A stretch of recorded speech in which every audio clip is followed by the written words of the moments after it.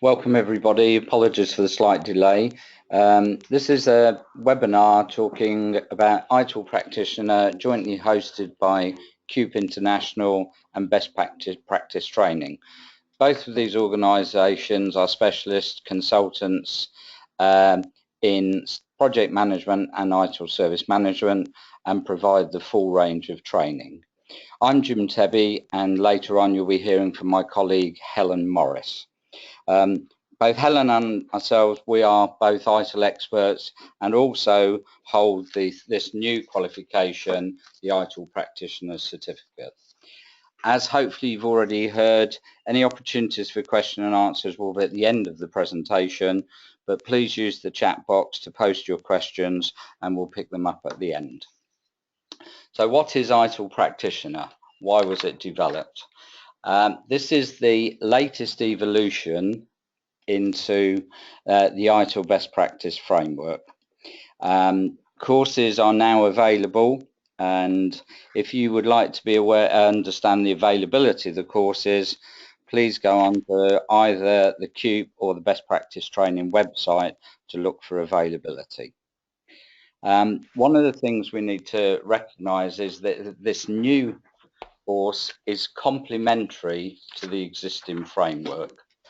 But the reason why we wanted to come up with this new event was as a result of some extensive investigation by Axilos over the last year or so. And what we found was that we needed to have a greater focus on how we actually took ITIL forward within an organisation, how we could adopt and adapt the best practice. We definitely needed more guidance on how to actually utilise this best practice and in effect make it real, make it relevant to solving our existing business problems. So the current set of qualifications that are available, as hopefully you can see on the slide, lead through from the foundation, through intermediate events, through to ITIL expert by passing the MALC, Managing Across the Life Cycle exam. Okay, and these are very successful courses. However, there is quite a small take-up of the intermediate courses after foundation. In fact, the statistics are somewhere between 10 to 15% go on to do further training. So this is one of the reasons why Axilos believed there was a gap for some additional training, some additional work as to how to move forward.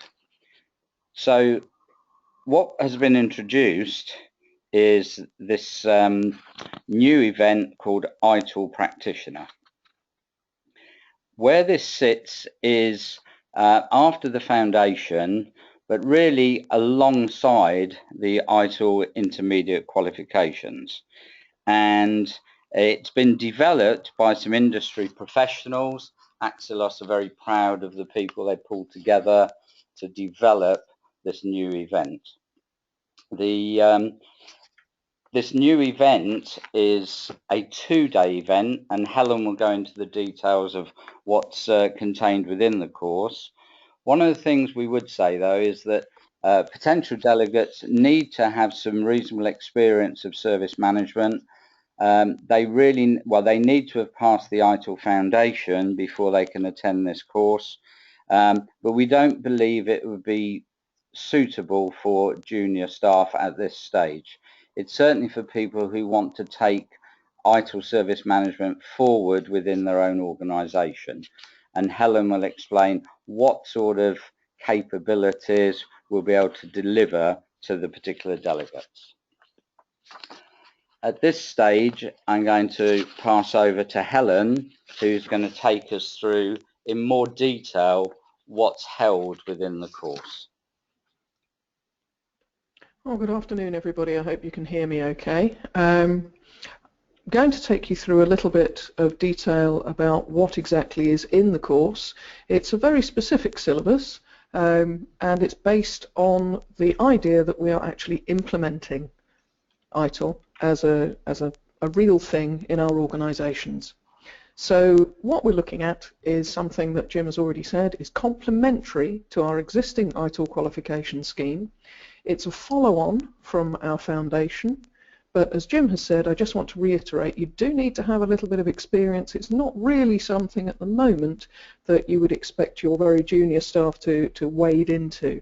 But what we're talking about is we're talking about giving everybody the opportunity to understand how to have a practical approach to the implementation of ITIL as a framework within their organisation. It does have 3 credits, just the same as the intermediate life cycle stage, so you can think of it as that kind of level of detail and education. It focuses on some particular areas, and obviously one of the concerns that we all had when this was mentioned was that this was just going to be CSI reworked and redone, and it would have a massive overlap with the CSI qualification as it stands at the moment. Well, in fact, it couldn't be further from the truth. There is very little overlap with the CSI qualification. Both have extremely useful material in them, but this is very different. And that's something that I really want to stress this afternoon, that this is a very different approach to the ITIL qualifications that you may have met before. It's based around the concept of 9 guiding principles, so that what we're looking at are some key things that we need to really understand to have a practical approach to adopting the ITIL framework in our organisation. It does focus on the CSI approach, as you would expect, because all of the areas that we're looking at in terms of improvement and implementation, of course, necessarily use the CSI approach because it works.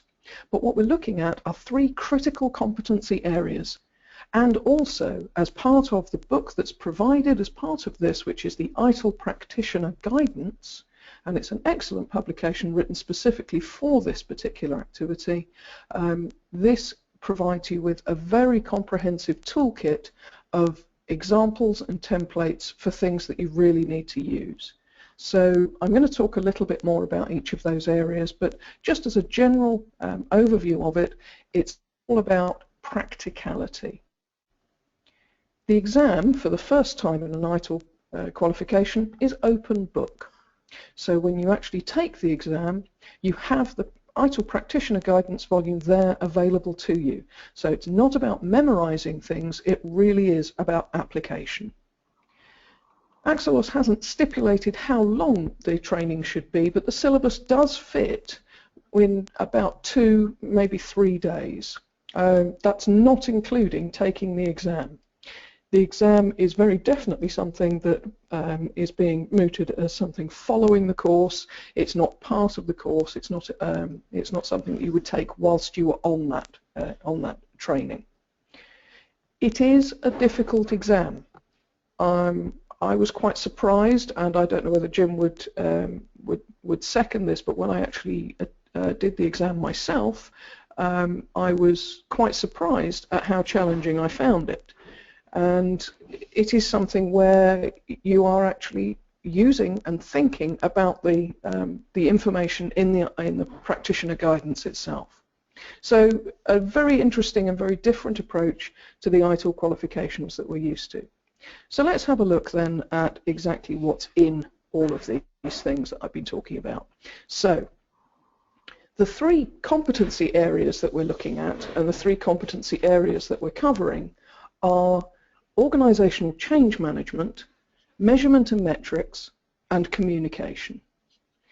In terms of organizational change management, it covers an enormous range of areas, not just the ITIL framework. And I think this is possibly one of the most important things about the practitioner qualification.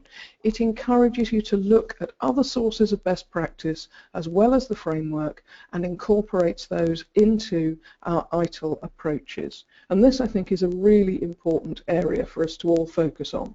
So we're taking things from other methodologies such as DevOps and Lean and Agile, there isn't specific information about those in the course, but what you do have is you do have reference to those, and we can see how to incorporate those other elements that we so often have in our workplaces, and that people very often, particularly when I'm working as a consultant, will say, what about using this, what about using that, is it complementary, does it work?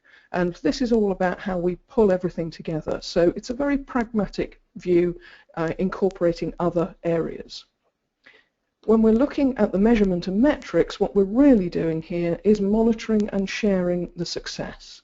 It's how do we do this? How do we show that we are achieving what we've set out to achieve? So we do look at things like critical success factors and key performance indicators, but more importantly, we also look at how to analyze those elements and which ones are appropriate in the situation that you find yourself at the time. Because as we're all aware, when you look at using critical success factors and KPIs, just because you can measure something doesn't necessarily mean you should.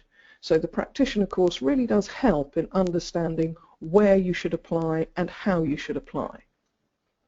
And last but not least, the practitioner course also talks about improving communication.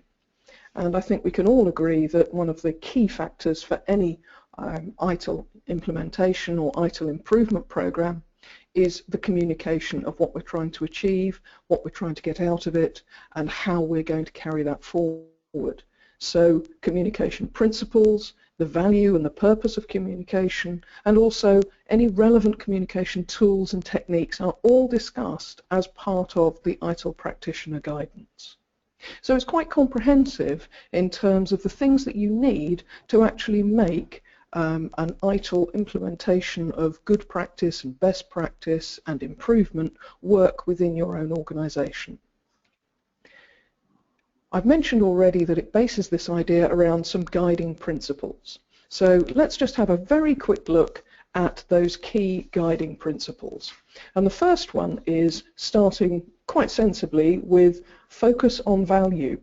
And as you would expect, everything maps back to our business value and our customer value. It's not what we think as the IT department or the service provider, but it's what our customer values, and that's where we start. It's a guiding approach to say we need to look at everything we do and make sure it fits with what our customers actually require of us.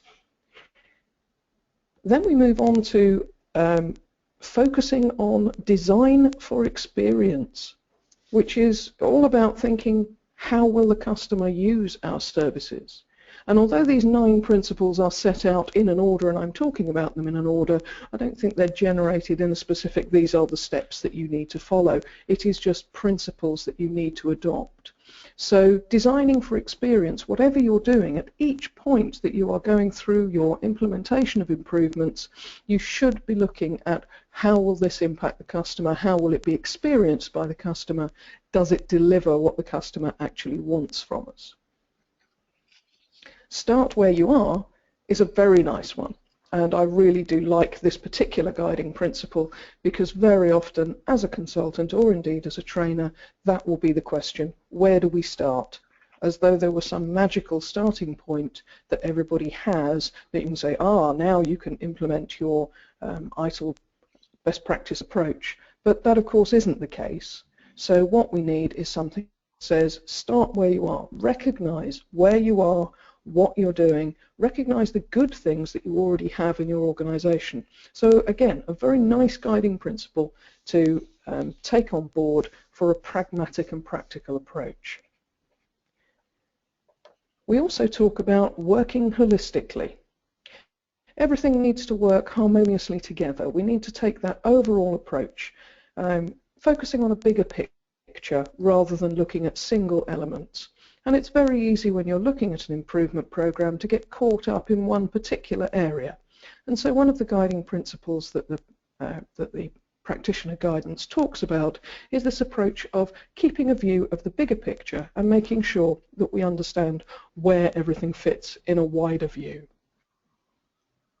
Progress iteratively is all about managing small, concise, easily measured, monitored and managed segments. So if your improvement requires you to take massive leaps forward, do it in small incremental steps. Don't go for a big push, go for something that you can manage, something that you can evidence.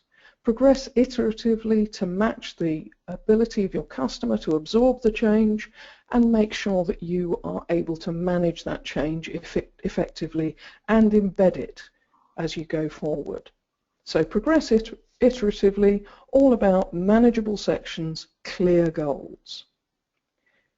And then we have observe directly. Actually look at what is happening in your environment and within your organization. Base your decisions on objective information. Look at what is really there. Understand what is actually happening. Observe directly in the field exactly what's going on. It's very easy to get caught up in an approach where you start to think this is the best way of doing it, but you don't actually look at whether or not that will work for your customers or whether that's even what they want. Again, going back to our customers, we have keep it simple. Keep it simple, be transparent, make sure that everybody knows what's happening, make it clear, clear goals, clear objectives, clear achievements. Make sure that when you are following your improvement program, people are aware of what's happening and why it's happening. Collaborate. Again, a very important part of what we need to do in terms of working together and understanding how we manage and what we're trying to achieve. If we at any point forget that our customers are our key stakeholders, or that we need to observe our organizational readiness for what we're doing, then we're losing a trick. So working together, matching skills, ensuring buy-in, and making sure we achieve relevance. It's all about embedding and making sure that everything works effectively. And last of all, be clear, be transparent. Make sure that everybody knows what's happening, everything is there, people can see the plans, they can see the opportunities, they can see where they can engage, they can see the things that are happening. So this last set of guiding principles, keep it simple, collaborate, and be transparent, are all talking about the way that we actually implement and the way that we work within our organizations. So there you have the 9 guiding principles. So focusing on value, making sure that we're cost effective, we're looking at the value for the customer, designing for experience, again, mindful of the customer's experience, start where you are so that you start with what you already have rather than trying to reinvent the wheel or recreate things, working holistically, capturing our workload, working as a team, understanding how we work together, and that includes with our customers and users. Progress iteratively, making sure that as we go forward we take small incremental changes into the organization so that they can manage those effectively. Observe directly, understanding exactly what's happening in our workplace and appreciating what's happening with the changes that we're making and observing the direct effect that it has. And then these last 3, keep it simple, collaborate, and be transparent, all driving our additional communication capabilities. And this is what the guidance is actually covering.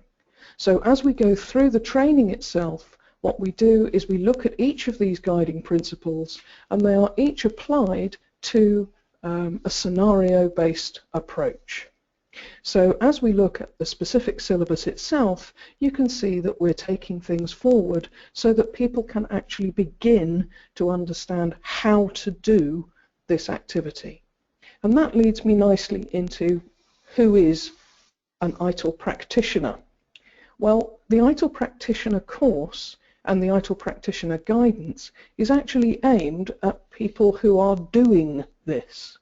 So what we're doing is we're looking at anyone who is involved in service management and anyone who has a commitment to driving forward organizational development and organizational improvement at any level.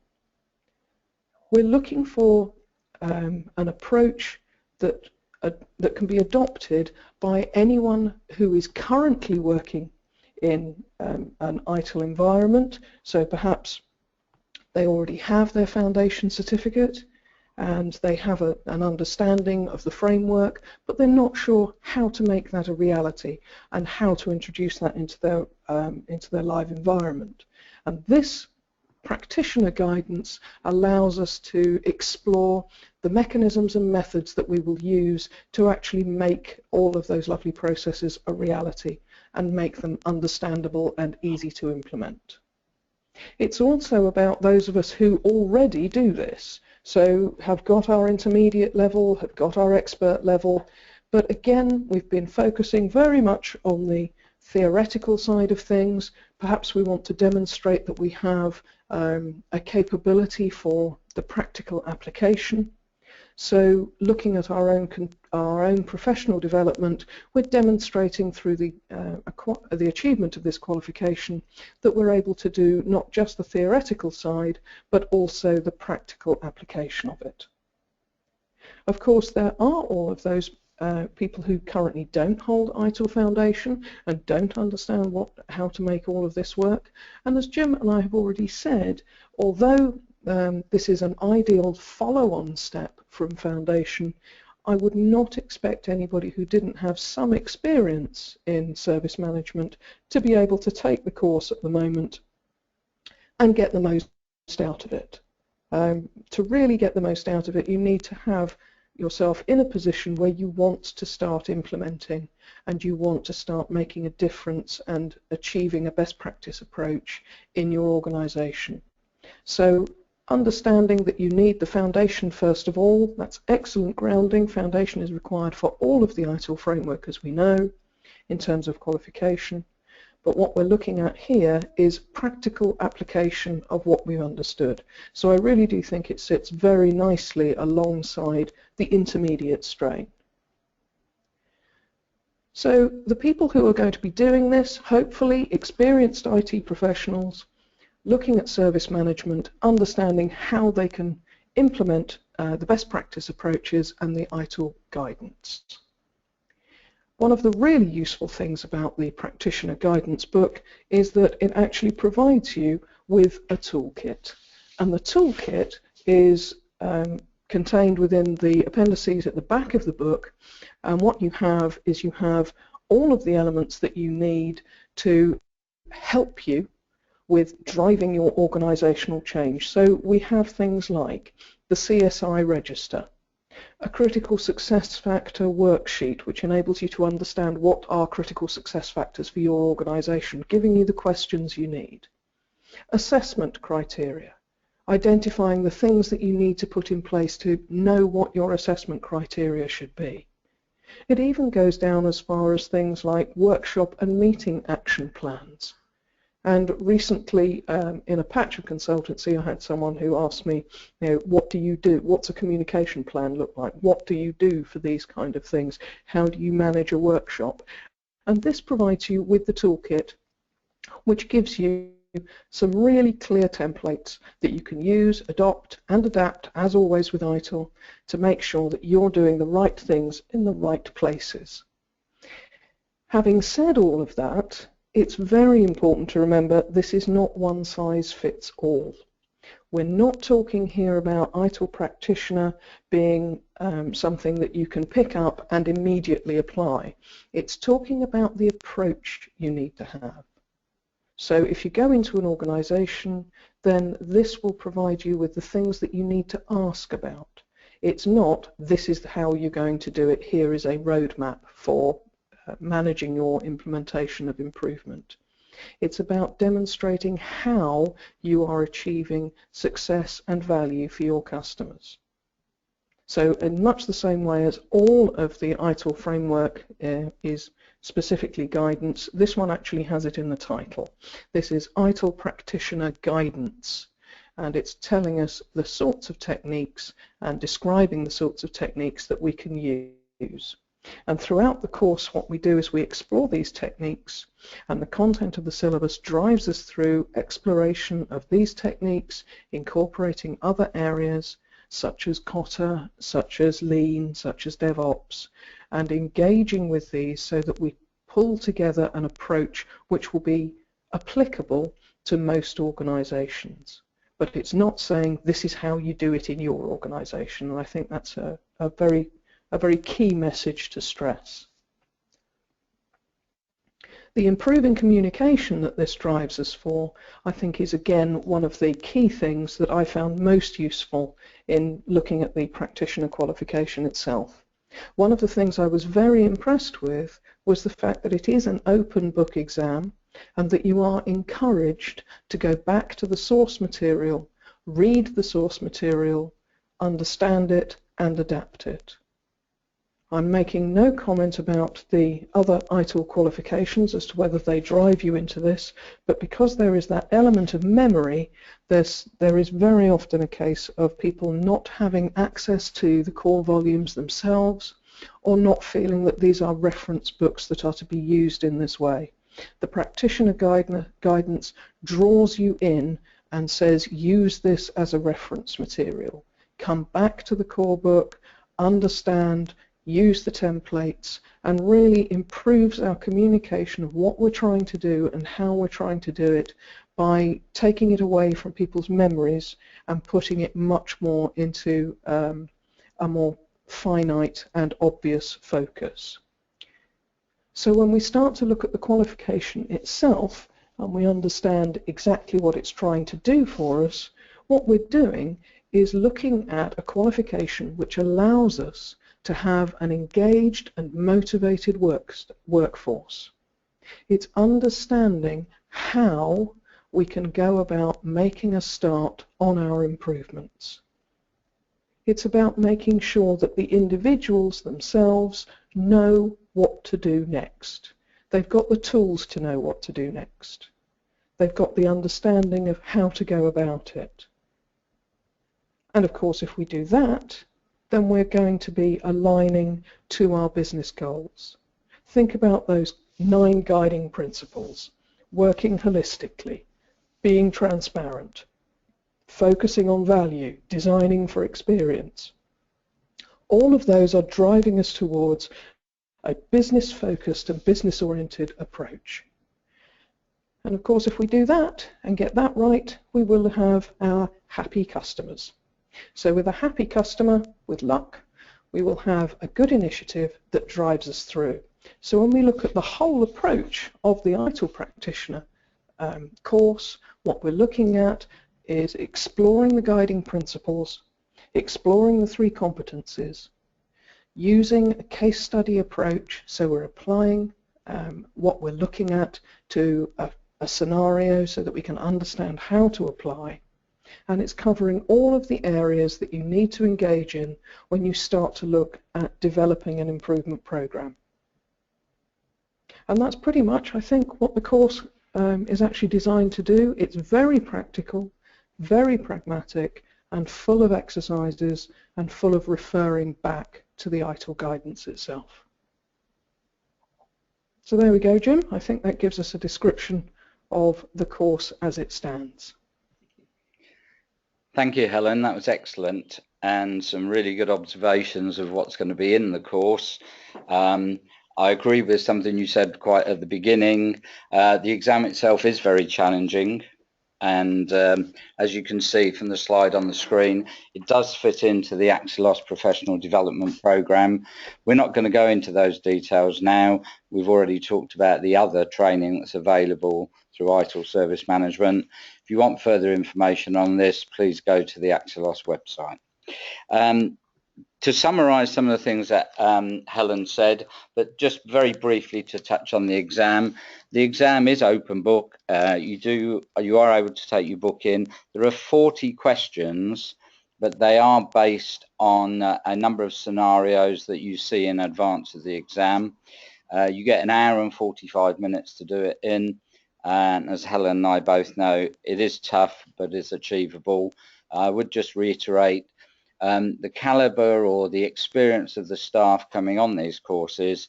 It's very important that they have some a understanding of ITIL. Obviously, they've got to have passed the foundation exam, but also they need to be in a position where they're actually going to take forward the improvements in their organisation. So some of the key messages: it is about bringing together best practice across all aspects of the IT world. Very much a pragmatic approach. I do like that. Must be relevant to your own organisation, and the course should help you explore that. Very much a focus on measurement. My personal gripe in real life is what I call meaningless metrics. We seem to have thousands of metrics, and I often say, so what? So we need to focus on that. Very rarely do we start from a greenfield site. So we do need to use these phrases like what's actually happening, make sure we observe what's happening, not just assume what we think is going on out there. So some great messages from Helen there, and we'll look forward to delivering these courses. What I think we'll do now is we're happy to receive your questions, and we'd like to open it up so that we can see if you've got any particular issues you'd like to raise with us. If it's in the content of the course, I'll ask Helen to pick up on that. Otherwise, I should be able to answer it.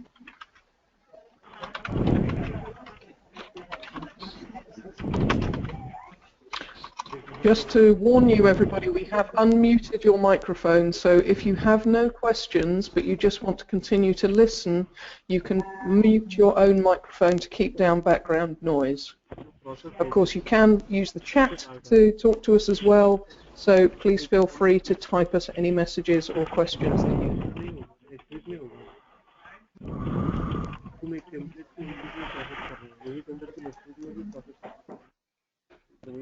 Okay, Jim, can you see this one? We have a question from Andrew Chapman. The pricing of the course seems high related to the intermediate modules. Is this so, and what is the thinking with that? Okay, thanks for the question. I think the pricing is reflecting the value we expect people to get from the course. The actual cost of the exam is more expensive to the training company, so you are getting the cost of the exam within this, and also you are getting the manual, the practitioner guidance. So we believe this is a fair price. Again, it will be governed by the market, but I believe the price at the moment is what most training organisations will be focused on.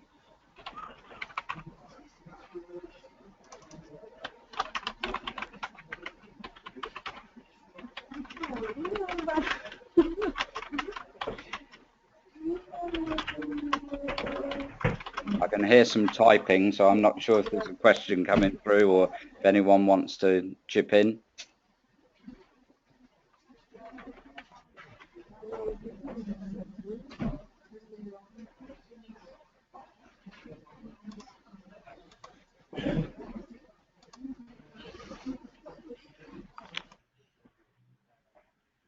You can ask your question verbally. You don't actually have to go through the chat box, so please feel free to talk.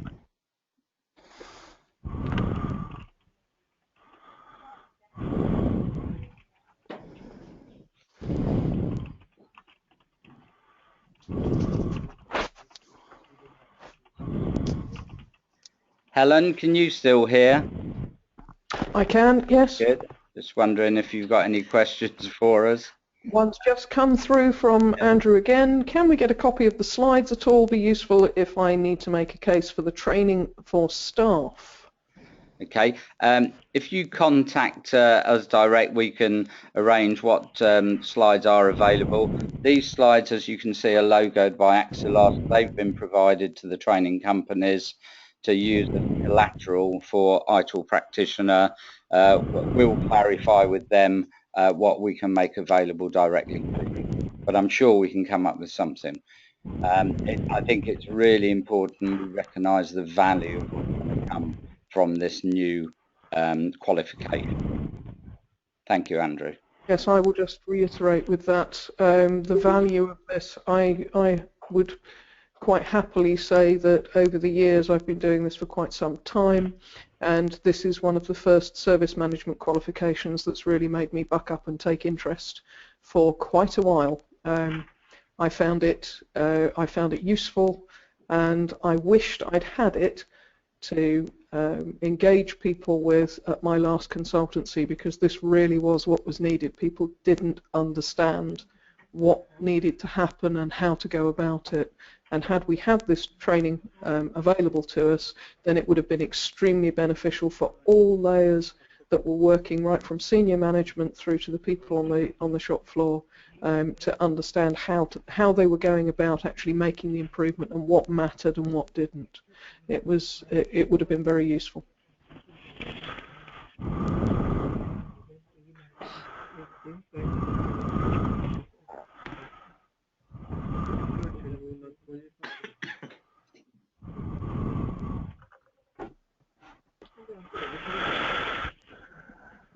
Are there any other questions that anyone would like to add anything, or we're certainly happy if you haven't got a question to get your feedback or initial thoughts on what you've heard this afternoon?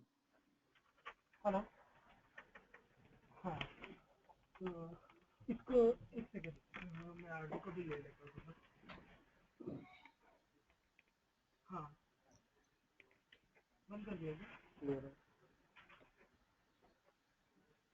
Hello. I think we've wowed them all into silence, Jim.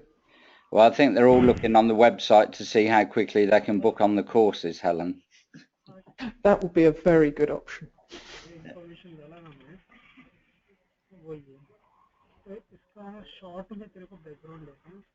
I can hear some conversation in the background, but I'm not sure if it's someone asking a question.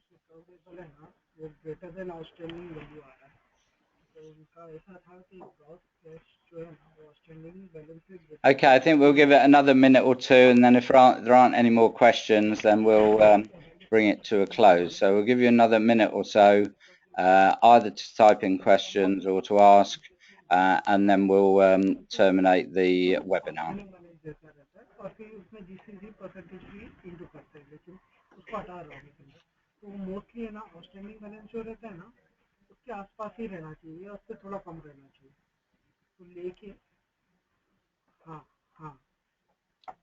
लेकिन वो उसका logic base ये है कि adjustment rate जो है वो हमेशा वही रहेगा, 1 रहेगा या 0 रहेगा। Just have a question coming in now, which is about the exam. Is it taken during or after the course? And very much so, we are thinking that this is an exam that will be taken after the course rather than during the time allowed. There will be obviously market forces at work as to whether this is 2 days or 3 days, but I would imagine at the moment, if it's a 2-day course that people are providing, the exam will very definitely be after that point.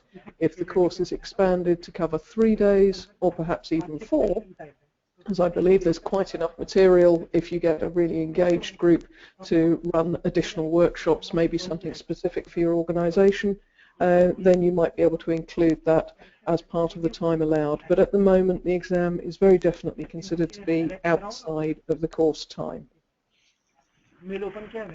Just to reinforce that, Helen, I think obviously if we were doing some dedicated training on site, we could discuss how we moved it forward, the length of the course. The publicly scheduled events we're planning to be 2-day events, but there certainly won't be time to do the real exam there. We will, of course, run a mock exam during those 2 days and help you towards it. Generally, we'd expect people to take the exam within 2 weeks of doing the course, but you probably need some time to assimilate the information and feel confident to do it in an online environment. So that's how we're looking to see it working. But obviously, if you've got unique requirements and enough people within your own organisation, we can certainly utilise it and turn it into more of a workshop type environment, but still give you the opportunity to achieve the qualification.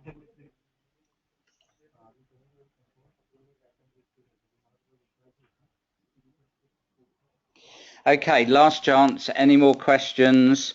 We'll give it one minute more, and then we'll say thank you for everyone to contributing.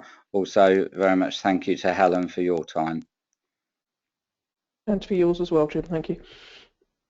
it's okay. I think we've still got a few people attending, but so we'll give it a few more seconds and then we'll go. We have a thank you very much, which is always very nice to see. Thank you very much for your comment. Good. Hopefully people have found it useful. First real experience of this new event. We're hoping it's going to be very successful. Obviously, to get people more aware of the capabilities of ITIL and how to use it in the real world, but also it gives us the opportunity to move forward on other training without feeling you've got to go through fully to ITIL Expert. So we do expect to see a lot of practical people coming through on this event.